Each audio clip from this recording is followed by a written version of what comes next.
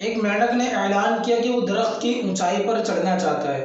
उसकी सारी कौम हंसने लगी, शोर करने लगी और उसका मजाक बनाने लगी कि ये कैसी बेवकूफ़ों वाली बात करने लग गया कि दरख्त की ऊंचाई पर चढ़ना चाहता है, दरख्त की ऊंचाई पर ये चढ़ ही नहीं सकता।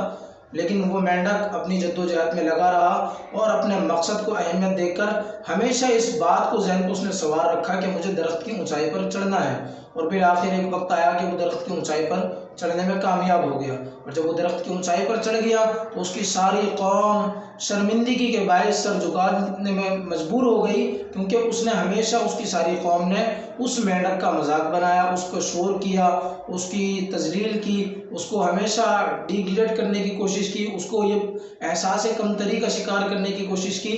तो इस वजह से उसकी सारी कौम शर्मिंदा हुई। इस कहानी से हमें ये सीखने को मिला कि अगर हम कोई काम शुरू कर दें तो हमें चाहिए कि हम उसको पूरा करें, ना कि लोगों की बातों में आकर उस काम को छोड़ दें।